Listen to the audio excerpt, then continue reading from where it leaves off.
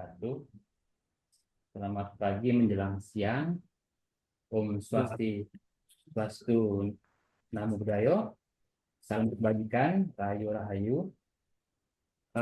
Izinkan saya untuk memandu eh, sebagai pemakalah.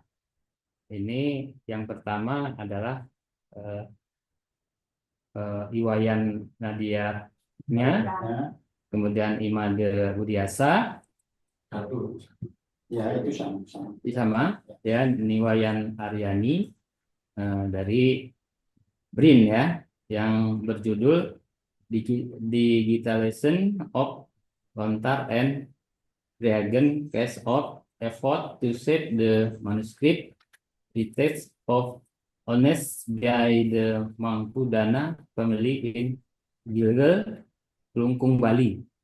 Nah, kami berikan 10 menit untuk pemaparan. Mungkin kalau nanti sudah selesai ada tanya jawab yang bisa kita diskusi. Ya, saya eh, persilakan untuk memaparkan apa KTI-nya, makalahnya.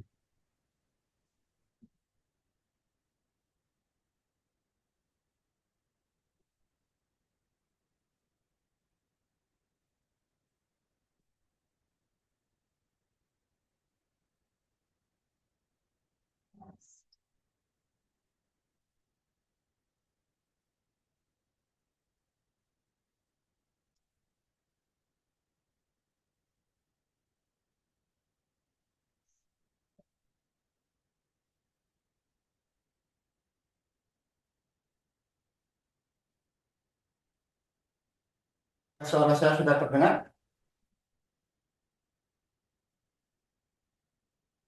Sudah, Pak.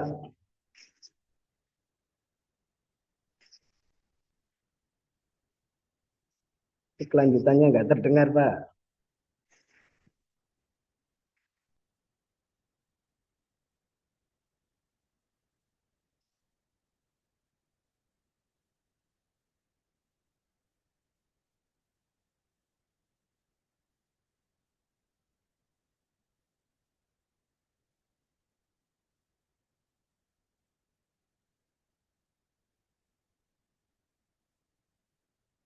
Halo, tidak terdengar.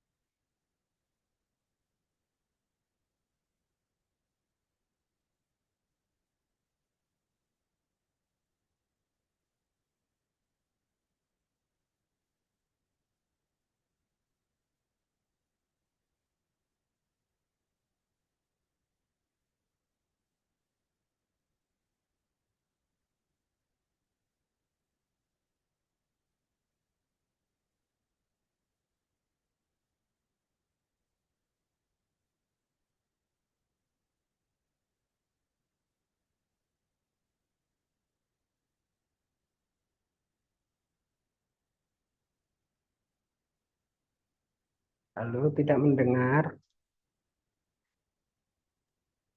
Ya, tidak terdengar. Ya, Iya, di sini juga tidak terdengar.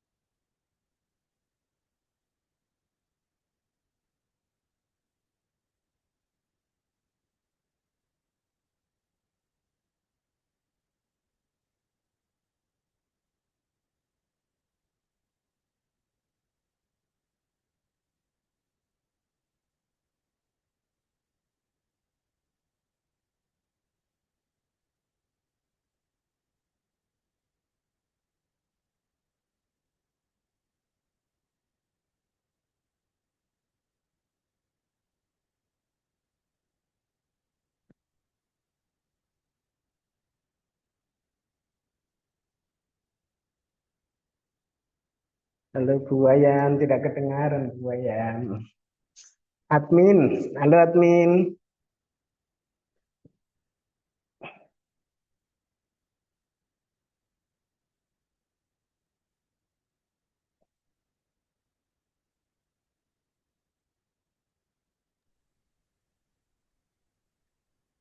Bisa? Sudah didengar, Pak?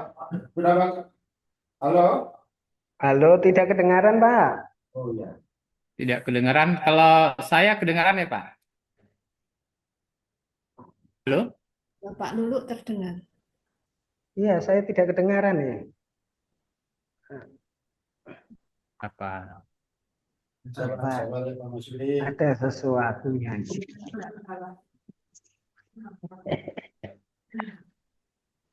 Eh,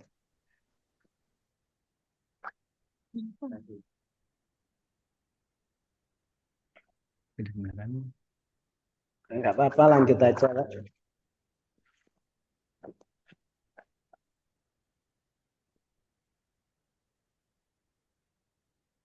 Sudah didengar bagus? Halo, Pak Masudi dan teman-teman yang lain, didengar bagus kan? Iya. Kebetulan di tempat saya belum bisa Pak. Kan Yang mana? yang milik Pak Wayan.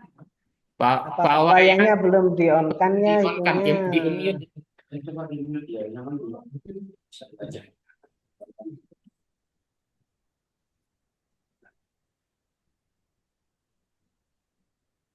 Nah, Bagaimana suaranya, Pak?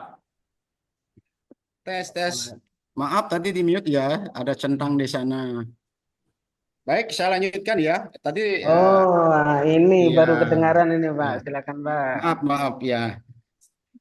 Jadi saya lanjut ya Pak Bapak-bapak dan Ibu-ibu ya yang hadir di ruangan Zoom ini.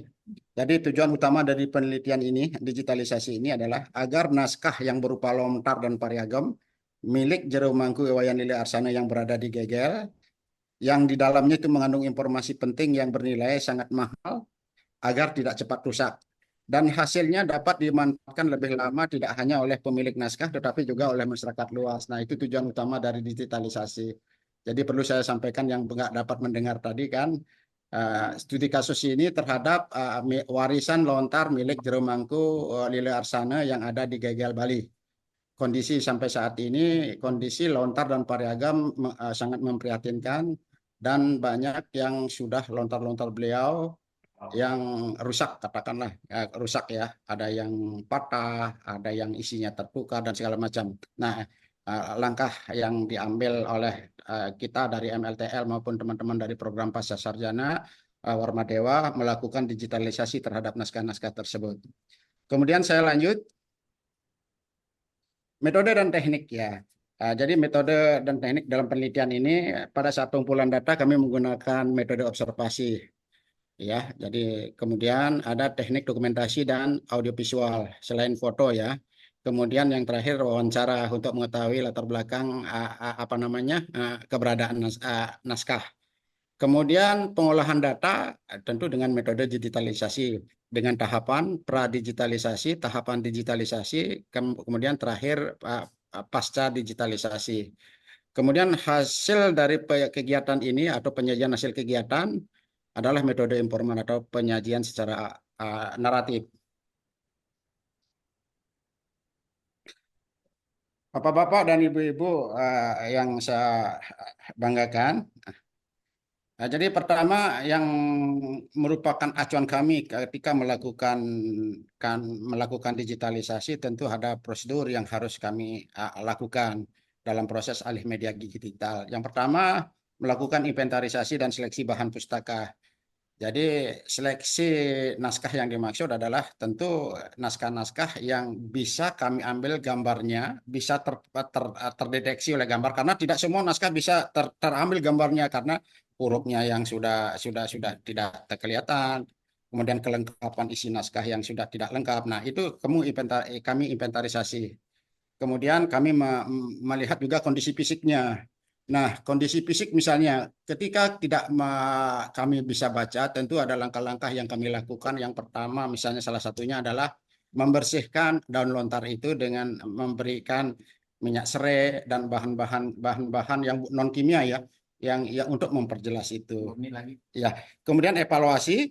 Setelah itu menganalisis metadata, penentuan format file digital, dan pemilihan metode pengambilan objek. Kemudian langkah digitalisasinya, kalibrasi peralatan, pengambilan objek, koreksi objek digital, konversi file, kemudian kompilasi file. Jadi semua yang sudah difoto dikompilasi. Kemudian konversi ke dalam format teks, input metadata, upload objek digital, pengemasan multimedia bentuk offline.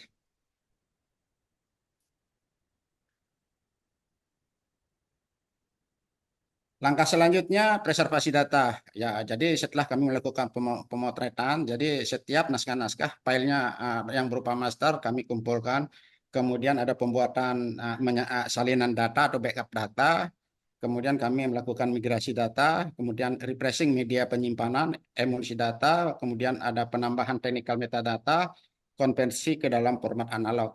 Yang terakhir pengolahan data, sistem pengelolaan dan pengaksesan objek digital. Nah, jadi nanti sistem pengelolaannya, jadi setelah ini terangkai, dikompilasi menjadi satu, naskah-naskah yang itu kami serahkan kepada selain pemiliknya juga kepada yang pemberi dana, dan termasuk MLTL ada datanya ini. Kemudian saya lanjut. Bagaimana kondisi? Tadi saya sudah jelaskan, fisik lontar tampaknya telah mengalami kerusakan. Ini lontar yang di studi kasus terhadap lontar miliknya Jeromangku ini ya.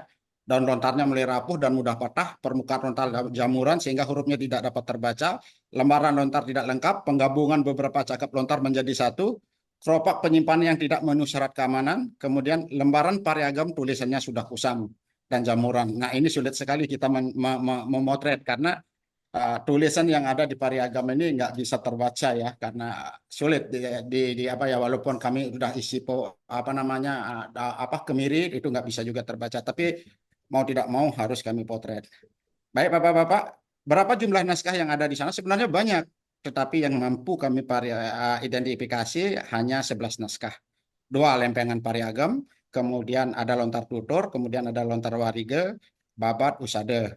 Dan barangkali Bapak-bapak sudah tahu warige itu tentang apa, tentang astronomi, babat tentang apa, asal usul, misalnya usade tentang pengobatan. Nah, tutur itu berkaitan dengan istilahnya nasihat gitulah, tentang itiase di sana juga banyak. Saya lanjut. Baik Bapak-bapak dan Ibu-ibu, pada pradigitalisasi ini kita sudah masuk ke, saya ceritakan pradigitalisasinya. Tentu melakukan pendekat pada masyarakat pemilik naskah. Tidak semua pemilik naskah bersedia memberikan naskahnya untuk digitalisasi. Perlu ada pendekatan yang bagus ya. Kemudian di Bali sudah diketahui bersama perlu ada ritual. Ini contohnya gambar-gambar, ini ritual ya, ritual keagamaan. Ketika kami mau mendigitalisasi, tahapan ini harus dilakukan. Harus minta izin di pura, kemudian melakukan. Ini semua datang, semua yang keluarga pemilik naskah itu datang melakukan persembahyangan bersama. Nah ini pradigitalisasinya. Nah, pada pradigitalisasi kamu melakukan proses inventarisasi, seleksi lontar, survei kondisi fisik, dan sebagainya. Lanjut, ya. Kemudian setelah kami tahu bahwa yang siap di digitalisasi, tentu setiap naskah ada POM metadata pendeskripsian naskahnya. Nah, kami catat semua. Jadi mulai dari apa judul naskah, siapa pemiliknya, ukuran berapa, isi lembaran pertamanya apa, isi umumnya apa. Nah, ini catat di POM metadata. Ini kayak saya cepat-cepat disuruh nih sama Pak Rivaldo nih. Kemudian tahapan digitalisasi. Nah, ini pengambilan gambar Bapak-bapak dan Ibu ya. Pengambilan objek digital atau pemutaran naskah dilanjutkan pada proses pengeditan, konversi file, kompilasi file, konversi file menjadi format teks, pembuatan flipping books, dokumen, dan ini bisa dibaca di sana karena saya disuruh cepat. Kemudian yang kedua, judul lengkap dan variagam yang telah digitalisasi. Nah, variagam yang ada setelah digitalisasi itu berkaitan dengan silsilah Arya Dao Bali Agung. Ya, ini perjalanan leluhur mereka sampai di Gegel tentang Arya Dao Bali Agung. Kemudian dalam bentuk lontar ada lontar Pasak Gegel, ada lontar Ketatuan Arya Kepakisan, Tangkas Kori Agung, Begawan Wiswa Mitra, dan selanjutnya sampai Asta Kosala Kosali tentang naskah yang berkaitan dengan arsitektur. Kemudian pada tahapan pasca digital, nah ini soft copy yang telah digitalisasi itu tentu menjadi bagian dari pemilik naskah. Kemudian menjadi bagian dari program pasca sarjana Universitas Udayana, menjadi bagian dari MLTL. Nah, sekarang di MLTL kalau Bapak-bapak bisa mengakses ini, lontar ini. Itu dilakukan oleh Pak Agus Iswanto dengan teman-teman di MLTL. Saya lanjut lagi 1 menit. Bapak-bapak dan ibu-ibu, apa manfaat digitalisasi? Yaitu mencegah kerusakan naskah, menyelamatkan fisik. Nah, yang paling penting, dokumen yang telah tersimpan dalam CD atau telah di-offline-kan mudah diakses oleh semua orang, baik dari jarak dekat maupun jarak jauh. Bagi pemilik naskah, kegiatan ini samping melindungi sumber aslinya juga dapat memberi kemudahan bagi pemiliknya untuk membaca naskah hanya melalui perangkat handphone atau laptop, termasuk jika ada orang lain yang ingin mengetahui isi lontar miliknya, cukup diberikan link atau soft copy-nya. Bagi masyarakat umum, terutama pecinta sastra, budayawan, dosen, mahasiswa, dan lain sebagainya, itu dapat digunakan, dibawa kemana-mana, mudah dibuka, mudah diperoleh. Itu nggak perlu ketika misalnya ada kegiatan pembacaan itu kita membawa lontar yang berat begitu. Kita cukup hanya membawa soft copy-nya, bisa langsung dilakukan sebuah pembacaan, tembang atau pesantian atau pembebasan. Yaitu mengkidungkan isi lontar itu disebut dengan pembebasan. Pada akhirnya simpulan. Bapak-bapak, saya simpulkan, koleksi lontar dan variagam milik Jero Mangkuli Darsani di Gegel ini perlu penanganan yang serius untuk menjaga kelestariannya. Karena benda tersebut kini kondisinya sangat memprihatinkan. Fisik lontar dan variagam telah mengalami kerapuhan dan kerusakan dan bila dibiarkan akan bertambah parah. Lontar yang dapat digitalisasi berjumlah 9 cakap dan beberapa lontar variagam. Dan beberapa lagi lontar yang sudah parah, yang rusak parah, yang belum kami bisa identifikasi. Kemudian, apa manfaat digitalisasi? Manfaatnya tidak hanya dirasakan oleh pemiliknya, tapi juga dirasakan oleh masyarakat umum. Pemilik lontar tidak lagi membuka lontar dari keropaknya bila hendak membacanya. Cukup hanya membuka handphone atau laptop isi lontar itu sudah tersaji dan bisa dibaca. Nah, itu. Bapak-bapak, itu hasil penelitian kami, ada kerjasama dengan Warma Dewa, MLTL dengan Warma Dewa. Terima kasih, sukses semua. Terima kasih Dwi yang sudah memaparkan. Untuk pertanyaan di sesi pertama ini mungkin 2 pertanyaan yang kami buka. Kita bisa bertanya. Kami persilakan, Ibu Bapak. Apakah ada pertanyaan Ibu Bapak di makalah pertama ini?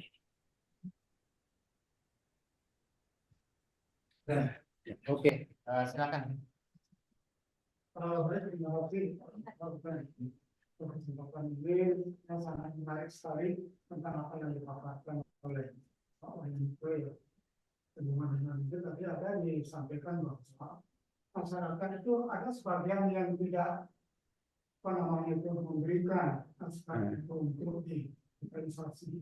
Kemudian kalau apa saja yang benar untuk depannya itu agar masyarakat kita itu ya paham dengan arti pentingnya naskah itu.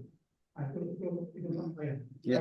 Silakan langsung di. Lanjut ya, langsung aja. Terima kasih Pak Wayan Sudiarto ya, telah pertanyaannya bagus sekali ya. Memang kondisi seperti itu dialami dari semua tempat ya, yang memiliki budaya tulis, yang memiliki menyimpan manuskrip.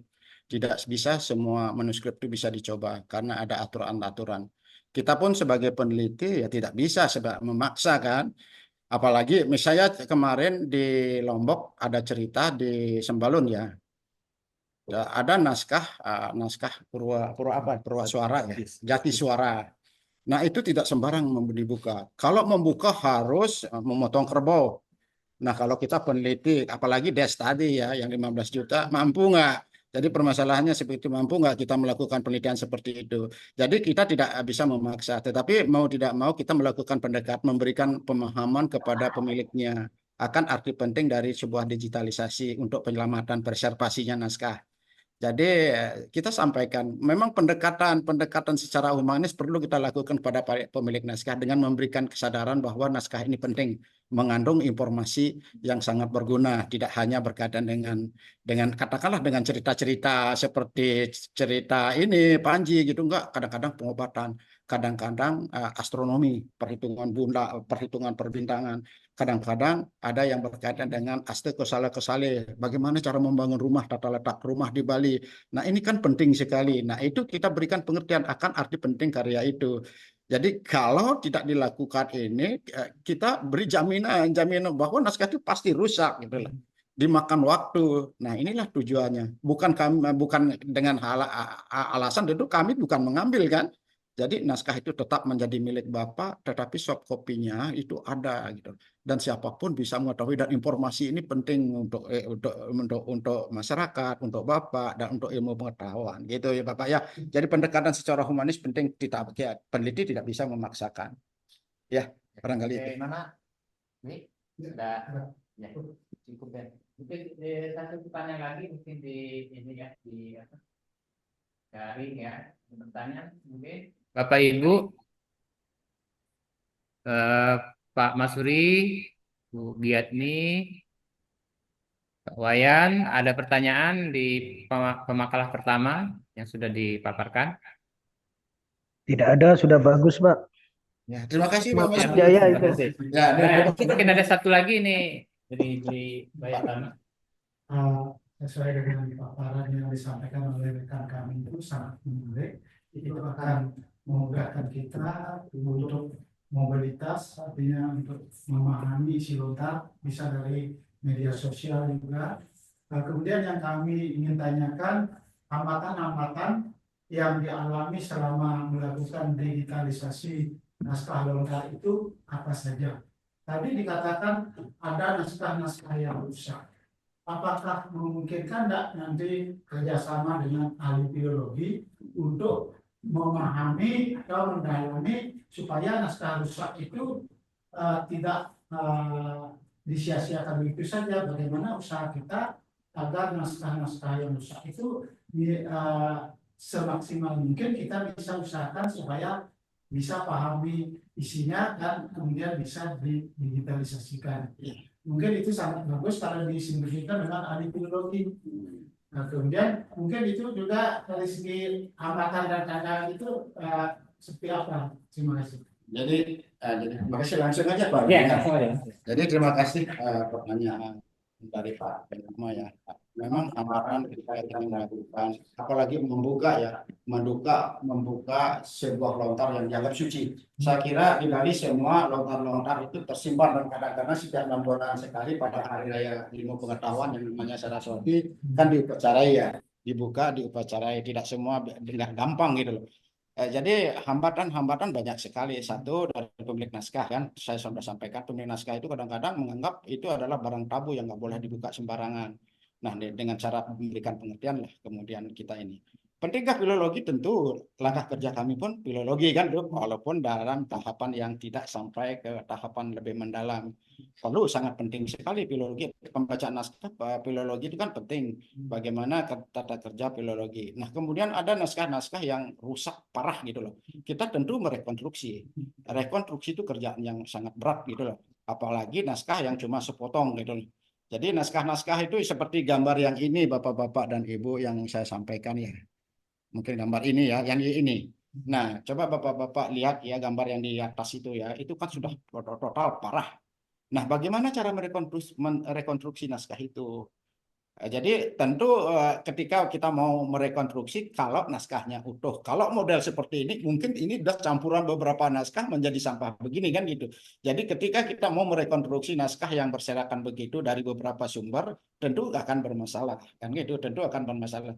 Namun bisa dilakukan ketika rekonstruksi naskah bisa dilakukan ketika naskah itu masih terkumpul walaupun dalam keadaan rusak.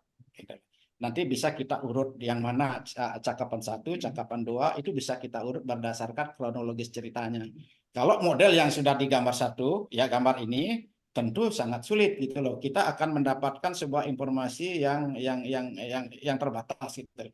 Hanya lampiran ini jangan-jangan cuma berisi tentang aspek pasali. Kemudian pecahan yang lain mungkin berisi tentang usade. Nah, ini sulit gitu. Jadi barangkali itu Pak Tama ya. Jadi ini penting rekonstruksi naskah yang itu perlu dilakukan. Merekonstruksi naskah itu rekonstruksi naskah tentu kerjaan filologi juga kan untuk mengetahui isi lengkap dari naskah itu seperti apa. Kan kita di filologi menyajikan naskah selengkap mungkin kan begitu dari sisi historisnya, dari sisi fisiknya, kemudian dari sisi apa namanya isi dalamnya itu harus terangkai dengan betul-betul siap untuk dijadikan bahan kajian gitu. Barangkali itu. Sudah cukup. Jadi sangat menarik sekali ya pemaparan ini karena ini perlu perhatian dari kita semua ya, pemerhati budaya dan dari pemerintah tentunya untuk melestarikan budaya yang sejak dulu yang kita cintai. Kita beri aplaus untuk pemalah utama yang sudah menyajikan apa yang sangat baik sekali.